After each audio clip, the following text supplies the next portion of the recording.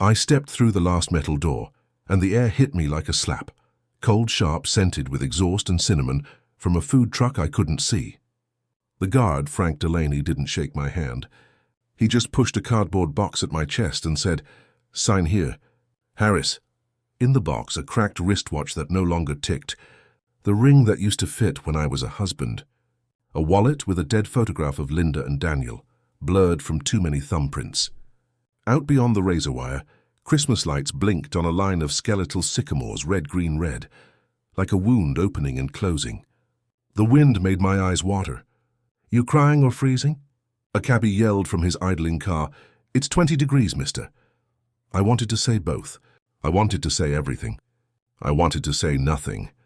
The prison behind me hummed with fluorescent light, a hive that had learned my pulse, my footsteps, my breath.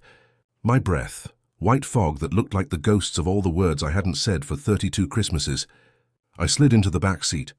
Vinyl cracked, pine-scented freshener, radio low, silent night. I flinched.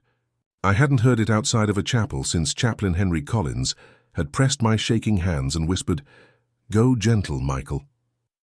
The cab pulled away. The gate receded. My heart didn't know whether to march or run. The driver asked, "Where to?" And I said, "Home," a word that sounded like a lie in my mouth. He turned his head. "Address?" I stared at the photograph of Linda and Daniel again, at the snowflake taped to the corner years ago, and whispered, I guess we'll start with the cemetery." The driver raised an eyebrow. The meter clicked, and somewhere between the prison and the road's first pothole, I realized I was more afraid of freedom than of bars. And then the cab's headlights picked up a shape in the road I hadn't expected to see. The cemetery gates were iron, black paint peeling like sunburned skin. The cab idled while I paid, and the driver said, 15 minutes, okay? It's cold. 15 minutes to meet the past. 15 minutes to learn if my voice would still reach the dead. I walked in. Snow squeaked under my shoes, the sound I remembered from Daniel's childhood, when we dragged a too-big tree through the living room and Linda laughed. "Michael, you're scaring the ornaments." My throat burned. The world smelled like wet stone and cut pine from wreaths laid on strangers' names. I found her, Linda Harris, 1958-2012, and my knees gave out so fast I caught the headstone with both palms. The stone was colder than any cuff, any bar, any winter night on the tier. "I'm sorry," I told her. "I wasn't there to hold your hand. I wasn't there to fix the radiator. I wasn't there to see his graduation. I wasn't there for any of it." A crow hopped on the next marker, tilted its head and scolded me with a dry caw. "I tried," I said. "I wrote." He stopped answering. I thought of Detective Carl Donovan's crooked smile, of D.A. Paul Whitaker's swagger, of Judge Samuel Klein's eyes that hardened whenever Sarah Bennett said the word exculpatory. I pressed my ring to the stone until the metal hurt. "I got out, Lynn," I whispered. It wasn't mercy. It was paper. It was a stained envelope in a county archive, and a brave kid who didn't know when to stop reading. Wind flapped the hem of my cheap coat. A car door thumped out on the road. Footsteps crunched behind me, slow, deliberate.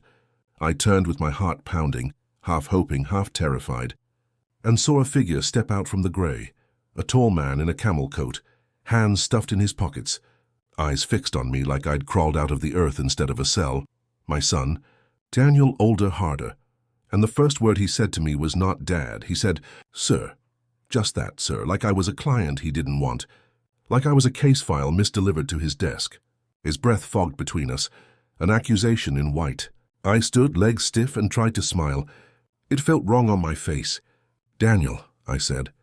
He didn't move.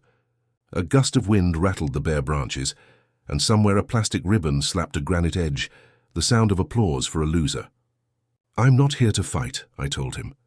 "I'm here to say hello. And to see your mother." He looked at the stone, then back at me, and his jaw twitched. "You chose a hell of a day," he said. "Christmas Eve!" I swallowed. "They opened the door today." His eyes sharpened. "They opened it because you're innocent." I nodded. "Because they finally looked." He laughed, not kindly. "People look when there's a camera." A blue sedan rolled past on the road, tires hissing on slush. I wanted to touch his shoulder, to measure the distance between the boy who curled under my arm during thunder and the man who wouldn't give me his name. "For you've grown," I said stupidly, and he looked at me like I'd told a joke with no punchline. "I have a son," he said. "He's 8. His name is Evan." The name lit a small fire in my chest and then went out. "Can I?" I stopped. He shook his head. "No." The crow hopped closer, greedy for drama. "You're a stranger," Daniel said, voice low. "My mother died alone. I was 17, you were anywhere but where you should have been." I felt my heart climb toward my throat. "I didn't leave you," I said. "I was taken." He lifted a hand. "I don't have time for ghosts." He turned to go, then paused. "There's a letter," he said. "From you, a will. You sent it years ago. I never opened it." He slid a creased envelope from his coat and held it like a dead bird. "You want it back, Dad? Do you want to eat it? Or should I read it to the headstone?" The wind cut through my coat. The sky pressed closer. And I realized the next words either of us spoke could shatter whatever thin bridge this moment had built. And then he broke the seal. Before the bars, before the clang of doors and the taste of metal in my mouth, I was just Michael Harris, mechanic of Maple Street, Columbus, Ohio. My hands smelled of motor oil and soap, not bleach and rust. I can still see the shop, its walls yellowed with grease, a calendar of pin-up cars from 1985 still hanging, the radio always tuned to country, the afternoons glowing with sunlight as I worked on carburetors and brakes. Men brought their Fords and Chevys, women brought their Buicks, and they always said the same. "Mike, you're the only one I trust with this." That was my pride. I wasn't rich, but I was steady. Linda would stop by with a thermos of coffee, and Daniel, when he was small, would crawl under the car lifts, pretending to be my assistant. "Pass me the wrench, buddy," I'd say, and he'd giggle as he handed me the wrong one. I remember Christmas in those days, the smell of turkey filling the whole house, Bing Crosby on the record player, and Daniel tearing into wrapping paper like a storm. I'd sit by the tree watching Linda laugh, the lights reflecting in her eyes, and I'd think, this is enough. This is everything. Back then I thought tomorrow was guaranteed. I thought every December would smell like pine needles and gingerbread. But tomorrow has sharp teeth. Tomorrow doesn't ask permission before it takes. And I learned too late that even the safest hands can lose everything in a single night. I wasn't a saint. I worked too much, missed school plays, sometimes raised my voice when bills piled high. But I loved them. God, I loved them. My sister Rebecca used to say, "Mike, you're stubborn, but you're solid. Linda's lucky." I'd shrug, wipe the grease off my hands, and tell her she was the lucky one, single, free, no screaming toddler throwing peas at the wall. But when Daniel fell asleep on my chest, his hair smelling like shampoo and crayons, I knew I'd never trade my life for hers. Even the arguments with Linda, sharp and fast like lightning, ended with quiet hands holding mine across the table. "We'll get through it," she always said, and we did. Until the night everything cracked. I still replay it. That December, the streets glittering with Christmas lights, snow piled high on sidewalks, laughter echoing from neighbors' houses. We were stringing up our tree when the sirens screamed outside. Blue and red lights danced on our curtains. I remember Linda's puzzled frown, Daniel pressing his face to the glass. The knock on the door wasn't a knock. It was a battering ram in disguise. That was when Detective Donovan entered my life, his coat dripping snow, his eyes already calling me guilty. He shoved a photo in my face, asked where I'd been at midnight. My son's wrapping paper was still on the floor. Midnight? I'd been snoring on the couch, but they didn't want the truth. They wanted a story. They wanted a villain. And I, foolishly, thought justice would sort itself out.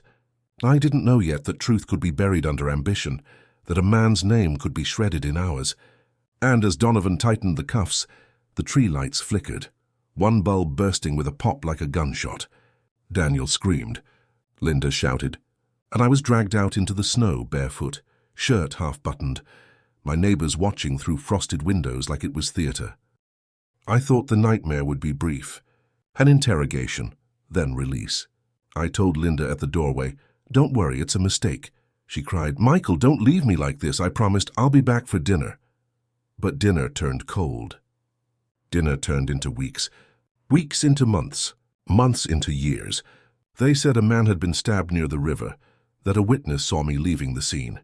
A witness? Who? Nobody ever pointed a finger in daylight, only in the dark corners of Donovan's reports. Dear Paul Whitaker stood in front of reporters, my photo plastered on the evening news calling me a violent predator. Predator? I fixed carburetors. I built birdhouses with my son. But the town believed him. Headlines sell better with monsters. I remember one neighbor, Mrs. Caldwell, shaking her head when Linda begged for support. If the police say he did it, she muttered, then he did it. Trust, that was the first thing they stole from me. Trust from neighbors, from friends, even from Daniel's teachers who whispered when Linda picked him up at school. I used to dream of gears clicking smoothly into place, cars roaring back to life under my hands. But from that night forward, every dream smelled of disinfectant and sounded like a key turning in a lock. And the cruelest thing, the thing that still rips me open, was seeing Daniel's face at the station window pressed against the glass, his small hand waving goodbye as they hauled me deeper inside. I thought he believed me. I thought blood meant loyalty. But blood can turn cold, and loyalty has an expiration date when the world keeps whispering lies. And as the first cell door clanged shut, I had no idea that it wouldn't be days or months, but decades before I felt December air again. The crime that swallowed my life was painted in blood I never touched. A man named Thomas Greer was found stabbed near the riverbank. His body sprawled among frozen reeds, breath gone into the winter fog. The town was small, hungry for answers, and the police were hungrier for someone to blame. Detective Carl Donovan arrived at the scene with his trench coat and his appetite for headlines. He didn't need evidence. He needed a villain. He needed a face to hold up to the cameras, a man to nail to the cross of public opinion before Christmas morning. And he chose mine. Why? Because I lived 3 blocks from the river. Because I had a temper once, a loud voice when the shop bills stacked high. Because my hands were calloused, my clothes stained with oil, easy to imagine clutching a knife. That was enough. Fear did the rest. Donovan stormed into the interrogation room with coffee that smelled like burnt rubber and a smile that didn't reach his eyes. He said, "We got a witness, Harris. Saw you leaving the scene." I shook my head, laughed even. "That's impossible. I was home asleep. My wife, my son, they'll tell you." He leaned forward, his breath sour, his voice low. "They'll say what I tell them to say." That was the first time I realized innocence didn't matter. The truth was already dead. The murder wasn't just Thomas Greer's, it was mine too, because from that night forward, my life bled out in silence. The worst part? I didn't even know who Greer really was. I'd seen his face at the grocery store once, maybe twice. A stranger's death became the coffin I was forced to carry. And when Donovan slammed a folder shut in front of me, I swore I heard nails being driven into wood. The so-called evidence was thinner than cigarette smoke, but smoke can blind a jury. They said a knife was found near the scene. My fingerprints weren't on it. My DNA wasn't on it. But they whispered anyway. He could have wiped it. They said a neighbor heard shouting that night. Shouting. I snore like a tractor, but I wasn't awake. They said my car was seen by the river. My car was parked in my driveway. Linda knew, Daniel knew, but somehow a witness swore otherwise. That witness, a drifter named Earl Hutchins, arrested 3 times for theft, who suddenly had his charges dropped after testifying against me. A deal in the dark. Donovan stood at the press conference, the microphones like a crown of thorns, and announced, "We've captured a dangerous man. Justice will be swift." The cameras clicked. Headlines screamed, "Local mechanic butchers innocent father." My face in black and white above the fold. Linda ripped the paper in half, threw it in the trash, but the damage was done. Kids at Daniel's school whispered, "Your dad's a killer." Rebecca begged neighbors to remember who I was, but nobody wanted to risk defending me. Fear is contagious, and Donovan injected it into every living room. The night before my arraignment, Linda sat across from me in the visitation booth, her eyes red, her hand pressed against the glass.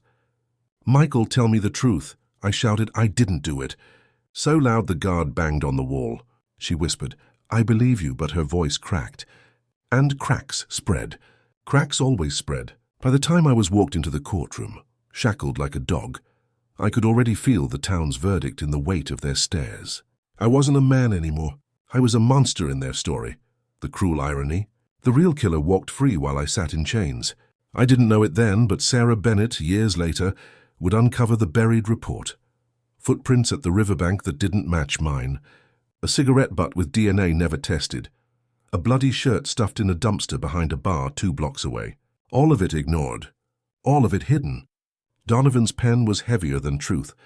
Dear Paul Whitaker stood in court and told the jury I was violent, dangerous, a man with a dark side behind his small-town smile. He painted pictures of knives in my hands, of rage in my heart, of shadows where there had only been grease and sweat and love. The jury leaned forward, wide-eyed, hungry for drama.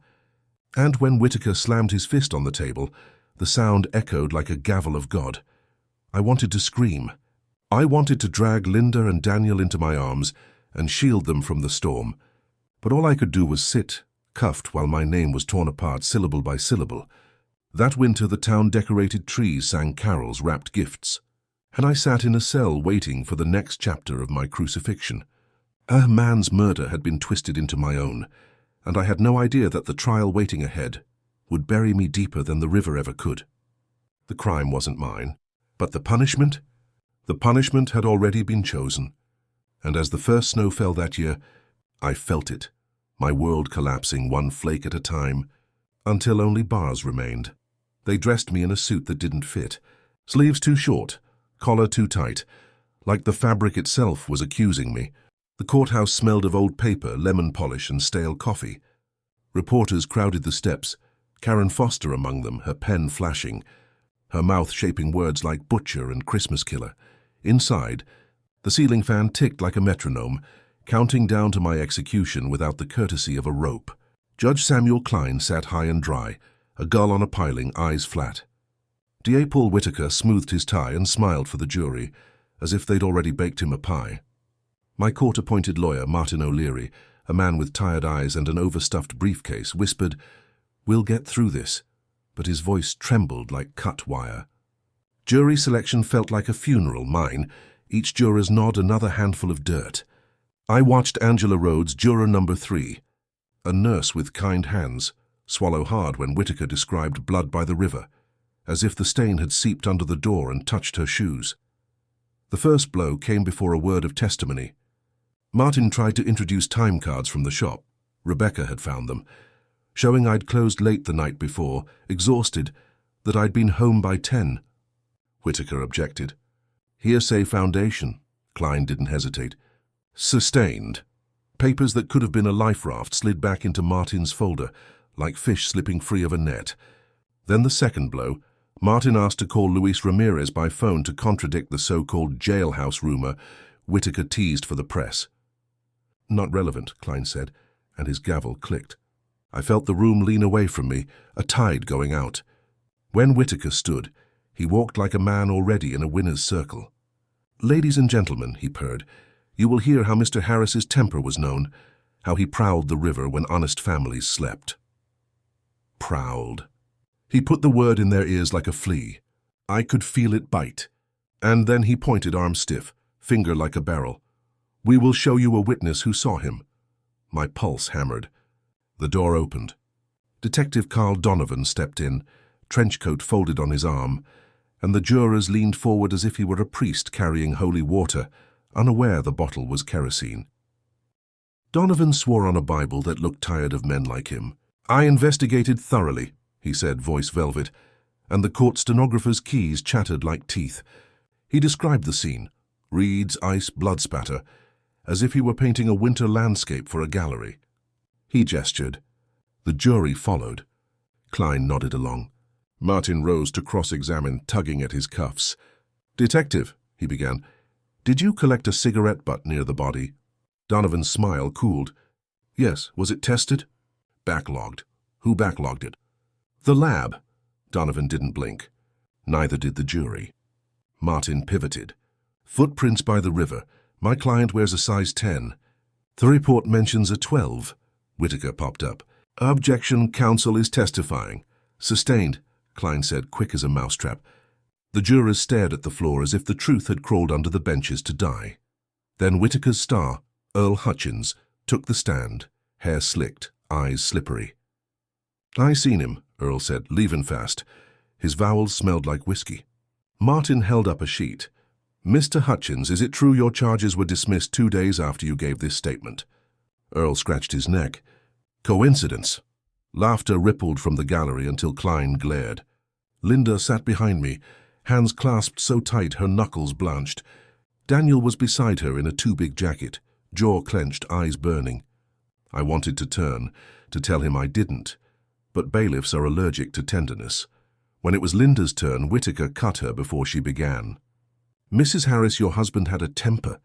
A pause. "Sometimes," she said, soft. "Like every man who works too much." Whitaker pounced. "So he shouted." "He shouted at engines." The gallery tittered. But then he slid a photo across, a blown-up shot of my fist slamming a workbench, a moment from 5 Christmases earlier when an engine seized. "Frozen, ugly. This is the engine." He smirked. Karen's pen scribbled joyfully. Martin objected. "Prejudicial." But Klein's gavel fell. Overruled. The jurors leaned closer to the picture than they ever would to a piece of exonerating paper. I started to sweat under the suit. The room smelled like wool and fear. When Linda stepped down, her eyes begged mine to hold fast. I nodded, though my stomach rolled. Then Whitaker called a surprise. A bar owner, Cliff Moran, who claimed I'd once muttered, "Some people deserve to bleed." He left out the context, that I was talking about bad brakes on a bus. Martin didn't catch it. He was flipping notes, searching for a life raft in a pile of anchors. The jurors watched, and the clock's hands crawled toward the hour a man loses his name. And when the court broke for lunch, a TV in the corridor played Karen's segment. Mechanics meltdown inside the mind of a killer. I tasted metal. We went back in, and the worst was still waiting. Closing arguments turned into theatre. Whitaker was born for the stage. He painted Thomas Greer as a saint and me as a shadow, a silhouette with a knife. "This town is safe when men like this are caged," he said, tapping my shoulder with a flourish I still feel like a bruise. Martin stood small behind the lectern, voice raw. "Ladies and gentlemen, the state asks you to ignore what isn't there. No fingerprints, no DNA, no motive, only fear." He held up the time cards. Klein's eyebrow arched. "Strike that," the judge said.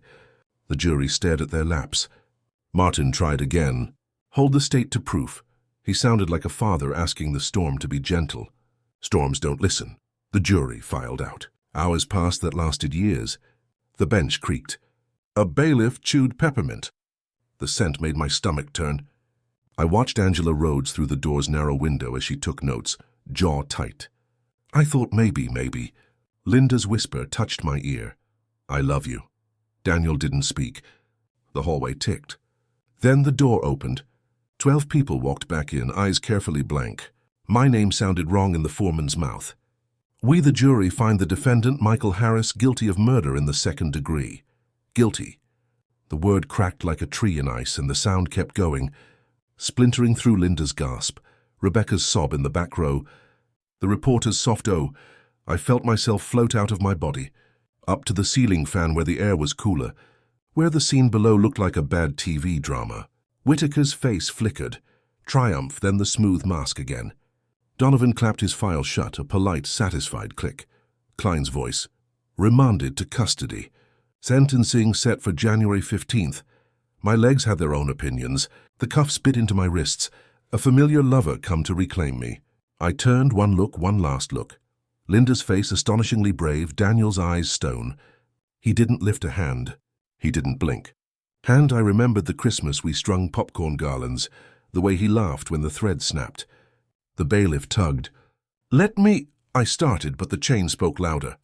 On the way out, Karen leaned toward the aisle, murmuring to her cameraman, "Get the mother's tears," as if they were fireworks. I learned then how grief can be harvested. The holding cell smelled of bleach and old fear.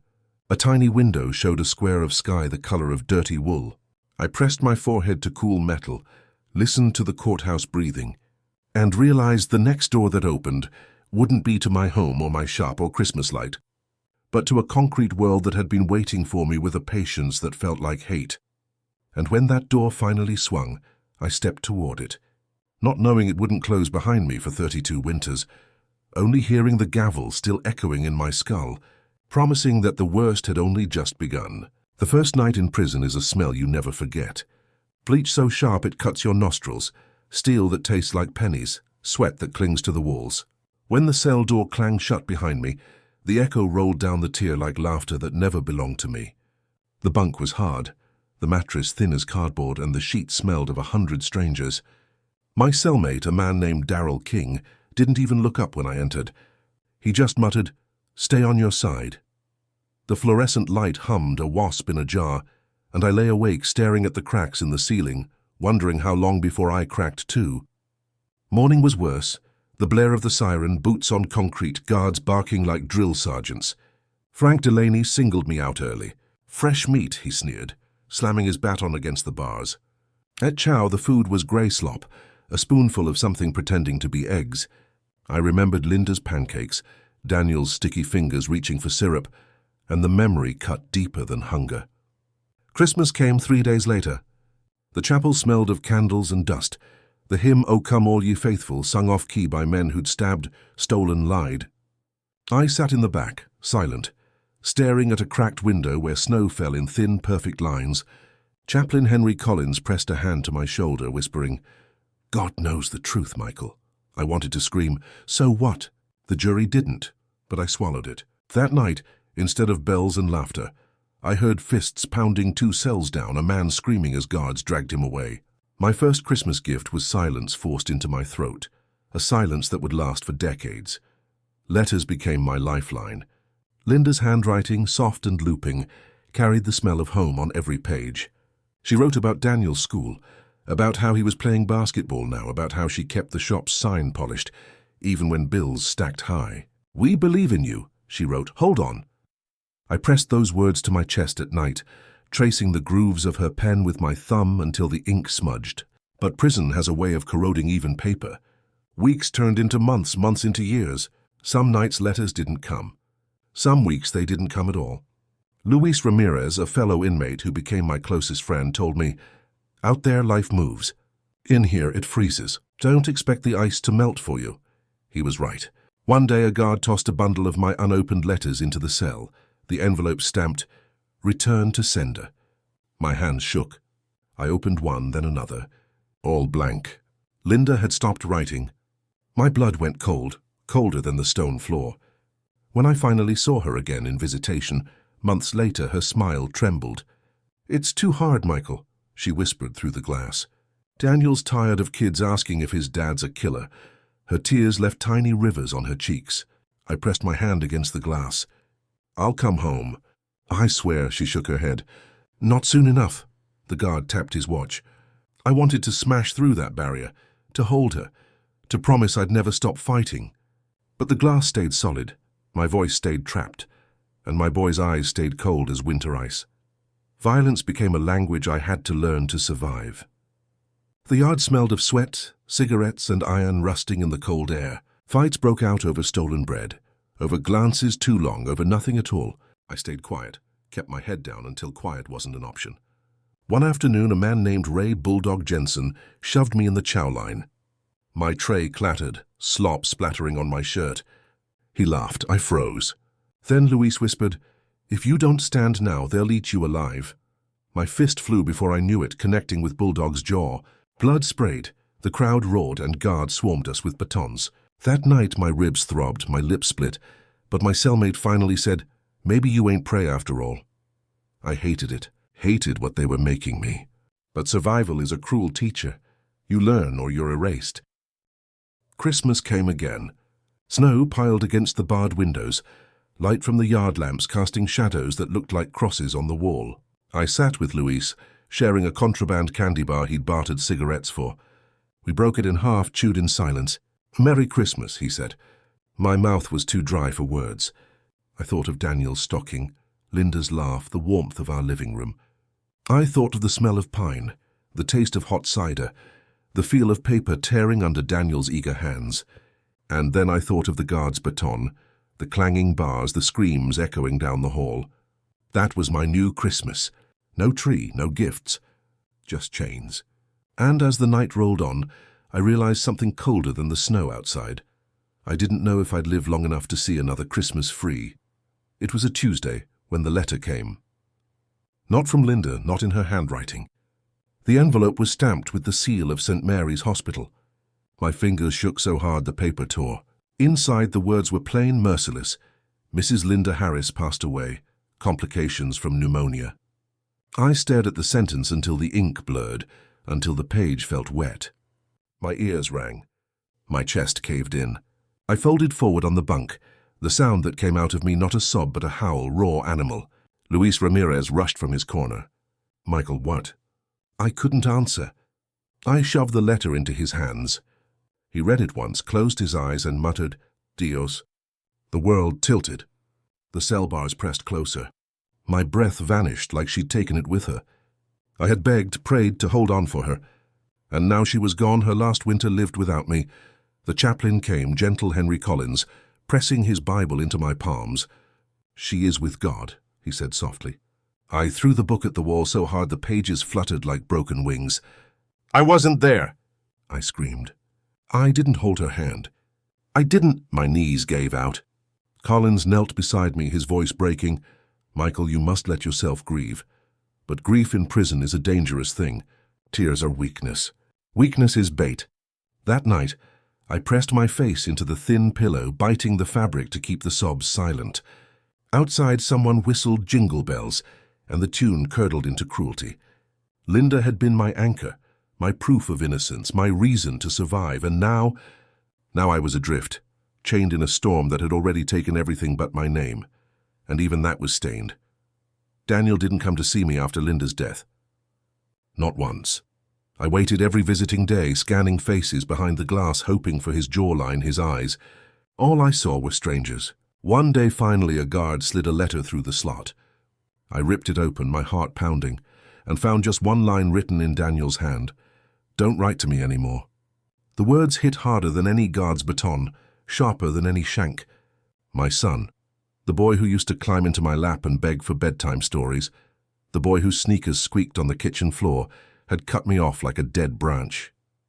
I pressed the paper to my chest anyway, praying for warmth. But it burned cold. Rebecca came once, years later, her hair streaked with grey, her face thinner. She sat down in the visitation room, her eyes wet. He won't listen, Mike, she whispered. He says you abandoned him, says you chose your fight over your family. I slammed my palm against the glass. I didn't choose this. She flinched but didn't leave. I know, she said, but he was 17 when Linda died. 17 and angry. He needed someone and you weren't there. The words gutted me. I wanted to scream that Donovan had stolen me, that Whitaker had buried me, that Klein had locked me in a coffin with no key. But what did it matter? The result was the same. I had missed my wife's last breath, and my son now carried my absence like a scar. When Rebecca left, she pressed her hand to the glass. Don't give up, she whispered. But as I watched her walk away, I felt more hollow than ever. After Linda's death, I stopped counting days. They blurred, grey into grey. The prison walls leaned closer, suffocating. Some nights I thought of ending it, wrapping a sheet, cutting a vein. But then I remembered Daniel's face, small and perfect, back when he still called me Dad. That memory became my lifeline. I told myself I'd live long enough to prove the truth, if not for me, then for him. But the truth hid like a coward. Years passed. My reflection grew old. Wrinkles etched deep, hair thinning, eyes hollow. At Christmas, the chapel bells rang hollow and false. Men laughed over cheap candy, traded cigarettes like gifts. I sat in the corner, hands clasped, whispering Linda's name, Daniel's name, as if saying them enough times would summon them back. One night, Luis whispered from his bunk, "You gotta let go, hermano, or it'll kill you before they do." I turned toward him, my face shadowed. "But if I let go, what's left?" He didn't answer. The silence stretched heavy as chains. Outside the barred window, snow fell, beautiful, indifferent. And I realized that the cruelest loss wasn't Linda's death or Daniel's silence. It was the theft of time itself, the years carved out of me like flesh. Time I would never get back, time that no apology, no overturned verdict could return. And as I lay there, staring at the ceiling cracks, I whispered to myself the words that haunted me most. I wasn't there. I wasn't there. I wasn't there. After Linda died and Daniel cut me off, time stopped being a line. It became a circle. Every day the same, every Christmas the same, every breath a copy of the one before. The walls in C Block were once a sickly cream. Over the years they turned the color of old bones. Dust settled in the cracks, and no one bothered to wipe it away. Men came and went, some paroled, some carried out under sheets. Their names were called at count time, then vanished like chalk in rain. So I became one of those names. Guards rotated. Warden changed. Policies shifted. My number stayed the same, my cell stayed the same, my sentence, silent and unbroken, stayed the same. I marked time at first, scratches on the back of my bunk, lines of days, weeks, months. But after year 12, the marks began to blur. And one night I woke up to realize I didn't know if it was Tuesday or Friday. I didn't even know my own age. My hands aged faster than my mind. Knuckles swollen, veins like cords, nails yellow. Sometimes I stared at them and thought, these aren't my hands. The mirrors in the bathroom were metal sheets warped enough to distort a man's face. Mine became a stranger's. "You're still here, old man," Luis Ramirez would say, passing me a cup of instant coffee. That's something. I wanted to believe him. But I felt like a ghost, not a man. Luis kept me alive. He had a quiet laugh, like a small engine ticking over, and a faith that bordered on madness. "One day," he'd whisper, "we'll walk out of here." We'd sit on the edge of our bunks at night, trading memories like contraband. I told him about Daniel's first bike. He told me about his daughter Sophia's drawings. In those moments, the walls bent a little. Time loosened its grip. But mornings came back like shackles. Guards yelled. Doors slammed. Another shakedown. Another Christmas of dry turkey slices in a tray. We watched men break. Ray Bulldog Jensen, the one I'd fought years before, died in the yard, stabbed over a cigarette debt. Daryl King overdosed on pills smuggled inside a Bible. Their bodies left through the gate I still dreamed of. Their names were erased from the roster the next day, as if they'd never existed. "That's what they do to us," Luis muttered. "We're numbers, not men. Names fade before faces." He was right. Letters from Rebecca came less often, each one shorter, her handwriting shakier. "I'm still trying with Daniel," she wrote once, "but he won't answer." By then, I didn't blame him. How do you forgive a ghost? I started to talk less, write less, dream less. Nights were filled with the sounds of the tear, coughing, crying, metal clanging, distant laughter that never reached joy. The smell of bleach mixed with sweat became normal, the taste of powdered milk like chalk. My memories of Linda and Daniel grew faint, like photographs left in the sun. Some nights I forced myself to picture Daniel's face as a boy just to remember it, but even that began to slip. I feared losing the last thing they hadn't taken, my memory of who I had been. Then came the day they called Luis to the warden's office. He didn't come back that night. The rumor spread down the tier like fire. New evidence had freed him. He was gone, just like that. For a whole week I stared at his empty bunk, his cup, his folded blanket. Hope hurt worse than despair. It whispered, "Maybe you too." But hope in prison is a double-edged blade. It can cut the bars or it can cut you. I became quieter. I started walking the yard alone, snow crunching under my boots, the chain-link fence glittering with frost like a crown of knives. Chaplain Collins still stopped me, pressing a hand to my shoulder, murmuring prayers I didn't listen to. Christmases came and went. New guards called me old-timer. I would sit on my bunk, staring at the dust motes swirling in the strip of light from the window, and think about the shop on Maple Street, about Linda's laugh, about Daniel's stocking, about everything I had lost. And yet somewhere under all that dust, a small ember refused to die. I began writing letters to lawyers I'd never met, innocence projects I'd only read about in old clippings. Most never answered. Some sent form letters, but I kept writing, my handwriting shaking, my words a whisper to the world. I am here. I am innocent. Don't forget me. Years rolled over me, but the ember stayed. I didn't know it yet, but one day a young woman named Sarah Bennett would find one of my letters and follow the trail back to the truth. Until then I sat in my cell, a man erasing, waiting for a miracle I didn't dare speak aloud. I'd stopped expecting mail. The slot in the door would clatter, an envelope would drop, and it was always some generic legal form or a family newsletter that didn't belong to me. Then one afternoon, after 31 winters behind bars, an envelope slid through with handwriting I didn't recognize. Thin blue ink. Sarah Bennett, J.D. candidate, Midwestern Innocence Project. My heart jolted like a stalled engine catching. Inside was a letter so clear it felt like sunlight. "Mr. Harris, I've been reviewing old cases from Franklin County. Yours raised questions I cannot ignore. If you're willing, I'd like to correspond. I sat on the bunk staring at her words. The paper smelled faintly of lavender hand soap, something soft and human. I read it twice, 3 times until Luis's empty bunk blurred. You're late, I whispered, my throat tight. But a voice inside me, the one I thought had died, whispered back, you're still here. That night I wrote her a reply, my hands trembling so badly the letters wavered. Ms. Bennett, I wrote, I've been innocent from day one.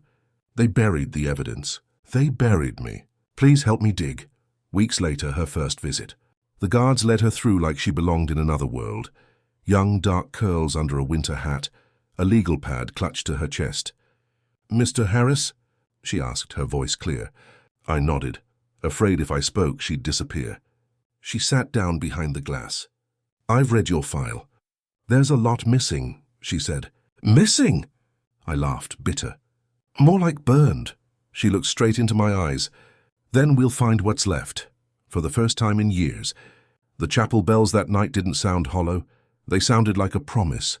Sarah came back again and again, each time with more papers, more photocopies, more notes. The cigarette butt from the crime scene was never tested, she said one day. It's still in storage, my breath caught. Still? Still, she nodded.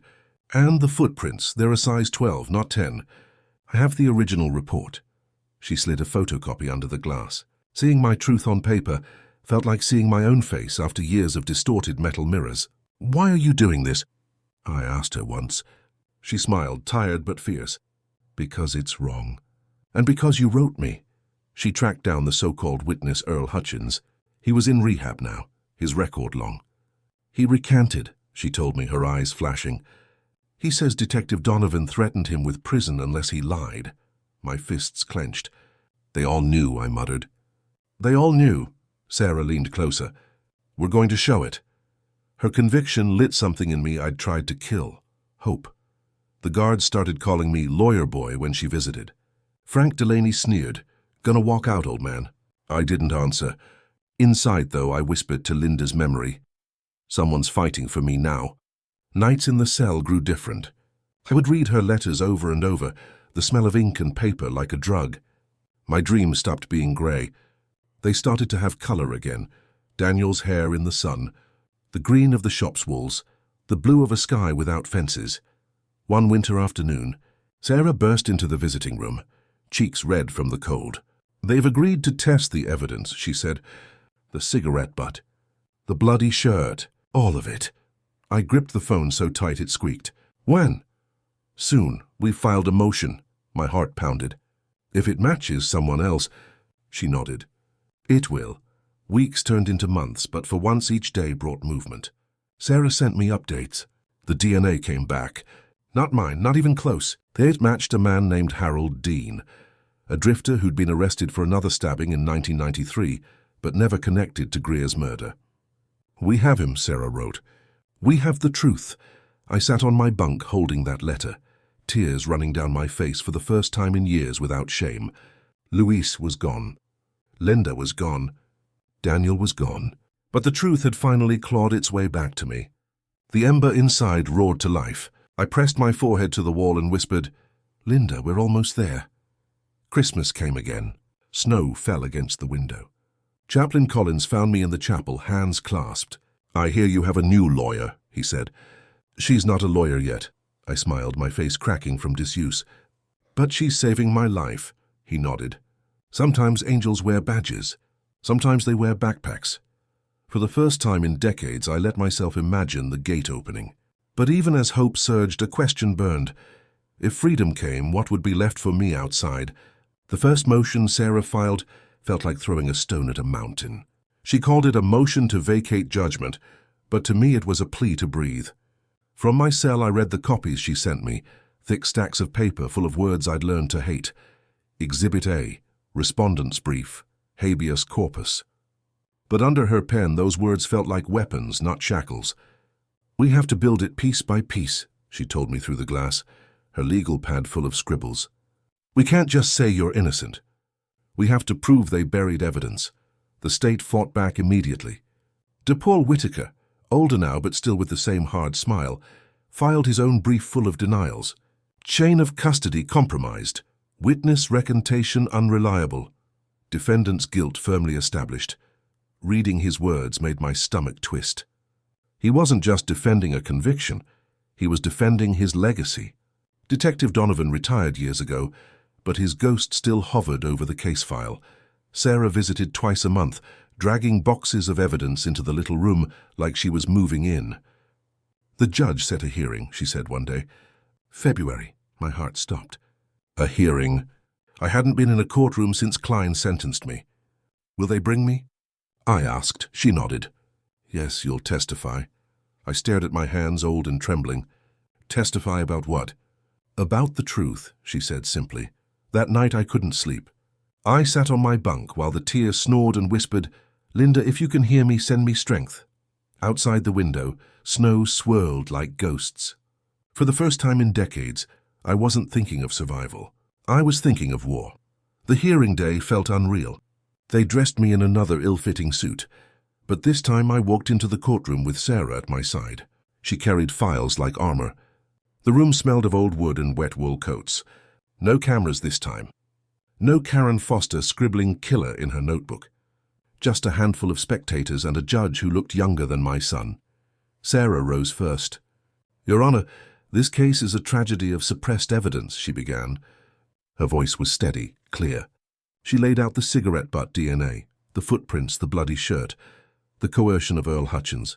Each exhibit landed like a hammer on stone. "This man has lost 32 years to a wrongful conviction," she said, her hand trembling only once as she gestured to me. I looked at the floor, afraid to meet the judge's eyes. Whitaker, older but still slick, stood next. "Your Honor," he said, "this is a desperate attempt by a desperate convict." He called Sarah idealistic, called me volatile, called the new evidence tainted. As he spoke, I felt my old rage stir. But Sarah squeezed my arm gently, whispering, "Let him talk." Then she called me to the stand. My legs felt like lead. The clerk swore me in. The microphone buzzed. "State your name," the judge said. "Michael Harris," I croaked. "How long have you been incarcerated?" 32 years. A murmur rippled through the small gallery. "Did you commit the murder of Thomas Greer?" "No," I said. My voice cracked, but it didn't waver. Sarah guided me through the story. Christmas lights, the knock on the door, Donovan's threats, the trial. As I spoke, I saw the judge's eyes flicker, as if the ice was melting. The hearing stretched over 2 days. Sarah cross-examined Earl Hutchins, who admitted under oath that Donovan had promised to make charges disappear if he testified against me. She introduced the lab report showing the cigarette butt matched Harold Dean. The judge listened, scribbling notes. Whitaker fought back, but his objections started to sound like rusted hinges. On the second afternoon, the judge leaned back, steepling his fingers. "This is a serious miscarriage," he said slowly. "I will render a decision soon." My heart pounded so loud I thought the bailiff would shush me. Sarah packed her files, her eyes shining. "Whatever happens, we've made the record," she whispered. Back in my cell that night, I lay awake staring at the ceiling cracks, my hands trembling. Hope felt dangerous, like contraband hidden under my pillow. I remembered Luis walking out, Linda dying alone, Daniel's last letter. Even if the gate opened, what waited? A son who called me stranger. A grave with my wife's name. A world 32 years older. But still, I whispered into the dark, "Linda, hold me up." "I'm almost there." The chapel bells rang somewhere deep in the prison, their sound echoing like a heartbeat. And for the first time, I didn't feel like dust. I felt like a man climbing back toward the light. They woke me before dawn. "Pack up, Harris," the guard said, voice flat. I thought it was another transfer. My stomach twisted as I rolled my few possessions into a plastic bag. The letters Sarah sent, a worn photo of Linda and Daniel, a Bible Chaplain Collins had left in my cell. The hallway smelled of disinfectant and coffee. They led me to the warden's office. Sarah Bennett was waiting, coat dusted with snow. "It's over," she whispered. "The judge vacated your conviction." For a moment I couldn't breathe. The words bounced off my skull like marbles. "Over?" I croaked. "Over," she nodded, tears in her eyes. The warden handed me a stack of papers. "You're free to go." They walked me through the same doors I'd entered 32 years earlier. The sound of my boots on the concrete echoed different this time, lighter but also hollow. Outside, snow fell in heavy flakes, blurring the razor wire behind me. The air smelled like diesel and cinnamon from a vendor cart, and it cut my lungs like ice. Christmas Eve, the irony stung. Sarah put a gloved hand on my shoulder. "Do you have somewhere to go?" she asked. I stared at the horizon. "I had a home once. We can help," she said gently. But I shook my head. "I need to see my son." I rode in the back of a cab. The same cracked vinyl, the same pine freshener, but this time no cuffs. Buildings I'd known were gone. The shop on Maple Street had been replaced by a coffee chain. Children walked with glowing phones in their hands. I pressed my forehead to the window, watching the world streak by like a movie I hadn't been in. Freedom didn't feel like I'd imagined. It felt like being the last one out of a burning theater into the cold night. I asked the cabbie to stop first at the cemetery. Snow coated the stones like frosting.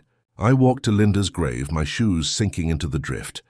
"I'm free," I whispered. "We did it." The wind blew my words back at me. "But you're not here." I knelt, pressing my palm to the cold marble. Sarah saved me. She found the truth. "You'd like her. You'd thank her. I wish you could see this." My breath came out in ragged puffs. "I'll try with Daniel," I promised. "Even if he hates me." "I'll try." Back in the cab, the driver asked, "Where now?" I gave Daniel's address, one Rebecca had sent in a letter years ago. The houses on his street were strung with lights, red and green blinking against white snow. My heart pounded. "He's not expecting me," I murmured. "It's Christmas Eve," the cabbie said. "Good a time as any." I wanted to believe him. I stood at the foot of Daniel's driveway, bag in hand. Through the window I saw silhouettes moving. A woman setting plates, a boy laughing near a tree. My grandson. The sight cut deep and sweet. I raised my hand to knock, then lowered it. What right did I have? 32 years gone. I turned to leave. The door opened behind me. "Sir?" The voice was deeper now, but it hit me like a bell. I turned. Daniel stood in the doorway, taller than me now, his hair touched with grey. He squinted into the snow. "Can I help you?" My heart cracked. "Daniel," I said softly. "It's me." He froze, then frowned. "I'm sorry." "Do I know you?" The words were a knife.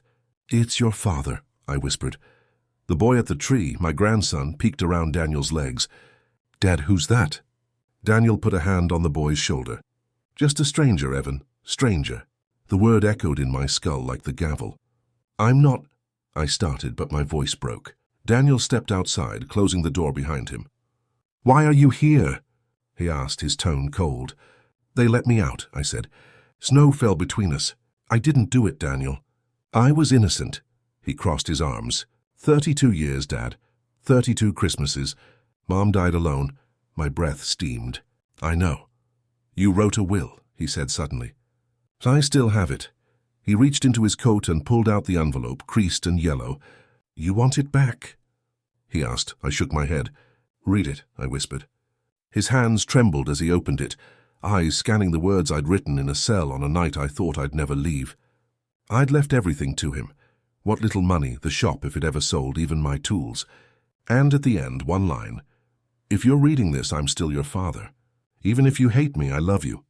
Daniel's eyes glistened. He folded the paper slowly, staring at the snow. "I don't know what to do with this," he said quietly. Behind him I heard Evan call, "Dad?" Daniel didn't answer. He just stood there. The snow piling on his shoulders, my will in his hands, my name still strange on his tongue. Freedom had come, but so had the emptiness. Daniel let me in, but it wasn't home. It was a museum where every picture on the walls told me I'd been erased. The air smelled of roast turkey and pine-scented candles, the kind Linda used to buy. Evan darted past me laughing, his footsteps light on the hardwood. My heart lurched. I wanted to scoop him up, to call him grandson. But Daniel's glare froze me. "Don't," he said under his breath. His wife Melissa came from the kitchen, wiping her hands on a towel. She froze when she saw me. Daniel muttered, "This is Michael, my father." Her eyes widened, then narrowed as if she'd been handed a ghost at her doorstep. "On Christmas Eve?" she whispered. Daniel shrugged. I stood there clutching my old bag, my shoes wet with snow, my clothes smelling faintly of bleach and concrete. I felt small, dirty, wrong. Melissa set her jaw. "Dinner's ready," she said to Daniel. Not to me. She disappeared back into the kitchen. I glanced at the table set for 3, not 4. Never 4. Daniel motioned me toward the living room. The Christmas tree glowed, ornaments reflecting colors onto the walls. I remembered stringing popcorn garlands with Linda and Daniel when he was small, the smell of butter in the air, the sound of his giggles. Now the only sound was the ticking of a wall clock, steady, accusing. Daniel folded his arms. "Why did you come?" he asked. His voice was calm, but it carried years of anger beneath. "Because I had to," I said softly. "Because you're all I have left." He shook his head. "You had us once. You lost us." The words hit harder than any guard's baton.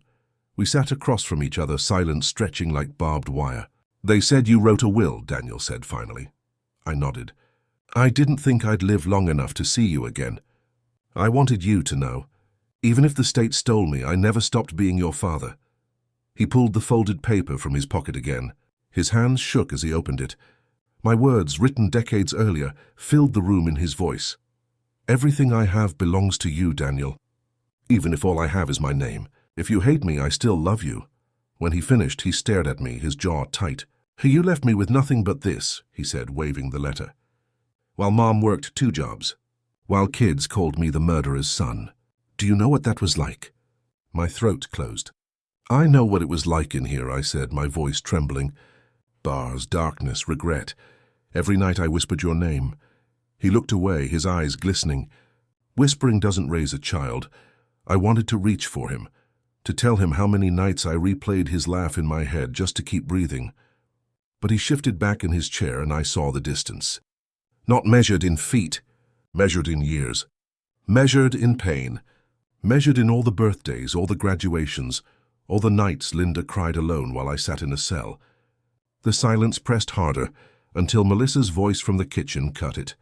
"Food's getting cold." Daniel stood. "Eat with us," he said flatly. It wasn't an invitation. It was pity. At the table, Evan peeked at me with wide eyes. "Grandpa?" he whispered. Daniel stiffened, his fork frozen mid-air. "Eat," he muttered. Melissa shot him a look but said nothing. My hands shook as I picked up the fork. The turkey smelled rich, the potatoes buttery. I hadn't tasted food like this in decades, but my throat wouldn't swallow. I glanced at the empty chair across from me, and for a moment I saw Linda there, smiling, whispering, "Pass the cranberry sauce." The vision broke me. Evan giggled suddenly, holding up a toy car. "Grandpa, look," he said again. The word hit me like a bell. Grandpa. My chest swelled, but Daniel snapped, "Evan, eat your food." The boy frowned and obeyed. Melissa glanced between us, tension sharp as glass. I whispered, "Thank you." "For letting me sit here." Daniel didn't answer. His jaw worked silently, his eyes on his plate. I realized then that freedom hadn't given me back my family. It had given me a seat at a table where I no longer belonged. The warmth, the laughter, the easy rhythm of home, it was theirs, not mine. I was an intruder, a stranger wearing the name father like a coat borrowed from another man. When the plates were cleared, Daniel stood. "We'll talk more tomorrow," he said, his tone final. I nodded, rising slowly. Evan waved. "Bye, Grandpa," he chirped. Daniel froze. Melissa pulled the boy close, whispering in his ear. I walked to the door, my old bag in hand. The tree lights glowed behind me, mocking beautiful. As I stepped out into the snow, the cold bit deep, and I knew a man can win back his freedom, but he can't win back lost years. Not really. The will had said I loved him, and it was true. But love wasn't enough to erase the stranger I'd become. Christmas morning came, my first as a free man in 32 years. I sat alone in the small motel Sarah had arranged, the radiator rattling, the window fogged with frost. Outside, children's laughter echoed down the street as they tore into presents. The smell of bacon drifted from a diner next door, and I closed my eyes, remembering Linda's kitchen. The crackle of frying pans, Daniel running in with his pajamas wrinkled, shouting, "Santa came!" That sound lived in me like a scar. Now the room was silent, but for the radiator's cough. I opened my old wallet, pulled out the photo of Linda and Daniel. The edges were cracked, the faces faded, but their smiles still pierced me. "I made it, Lynn," I whispered. "But I made it alone." My chest tightened. I thought of the years lost, birthdays, graduations, funerals. I thought of Rebecca's letters, trying to keep me tethered. I thought of Daniel's eyes last night, the way he called me a stranger. Freedom had been my dream, my prayer, my only wish in the dark. And now that I held it, it felt heavy, empty, cold. I had walked out of one prison only to step into another, the prison of memory, of time stolen, of love that no longer recognized me. Later that day, Sarah visited. She brought coffee, muffins, and her tired smile. "How are you holding up?" she asked. I laughed bitterly, like a man learning to walk on new legs. She sat across from me, her eyes kind but firm. "Michael, this is just the beginning. You've been given back your name." I shook my head. "No, my name is Dust. My wife's in the ground. My son calls me a stranger. What name do I have left?" She reached across the table, placed her hand over mine. "You have Truth. That's more than most men get." Tears stung my eyes. "Truth doesn't tuck my grandson in at night. Truth doesn't bring Linda back." She nodded, her own eyes glistening. "No, but it means your story can't be erased anymore." We sat in silence, the hum of the radiator filling the room. I realized she was right. My freedom wasn't a gift. It was a warning. A warning about what justice can steal, what time can rot, what silence can bury. And maybe my only purpose left was to speak, to tell the world what happens when truth comes too late. That evening, Rebecca drove me to her house. The table was set, family gathered. They welcomed me, but even here I felt the gap. The empty seat where Linda should have been, the empty years between me and Daniel. I raised a glass of cider, my voice trembling. "To Linda," I said. "To the years we lost. To the truth that finally crawled its way back." The room fell quiet. Evan, curious, looked at me. "Grandpa, will you come back next Christmas?" he asked. My heart cracked and healed in the same second. "If I'm invited," I whispered. Daniel looked at me, his eyes softer than the night before, but still cautious, still distant. He gave the smallest nod. It was enough to keep me breathing. As I lay in bed that night, I thought of the empty seat at every table I'd missed, the sound of bells I hadn't heard, the snow that fell year after year without me.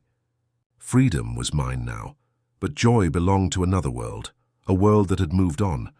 I closed my eyes and spoke to whoever would listen. "Don't forget me. Don't forget us. Don't let this happen again. Because freedom isn't enough when it comes too late.